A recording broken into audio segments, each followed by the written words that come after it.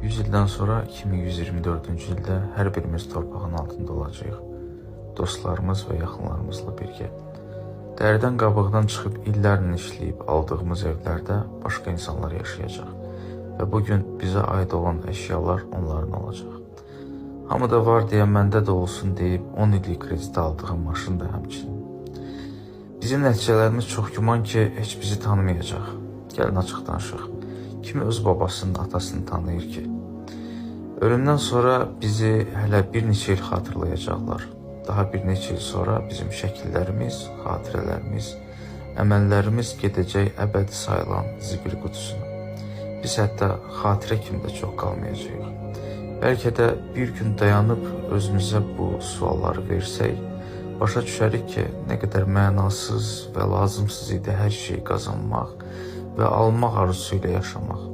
Daha çox işləyib, daha çox qazanım deyə həyatda olan ən dəyərli və ən vacib şeyləri unutmaqla yaşamaq. Qocalanda kaş çox gəzərdim, kaş ən doğma insanların yanında olub onlarla bərkdən gülərdim. Kaş daha çox qucaqlaşıb, daha çox sevgimi etiraf edərdim deyə peşman olmaq istəmirəm. Məncə həyat yaşamaq üçündür. Həyatı sevərək yaşa.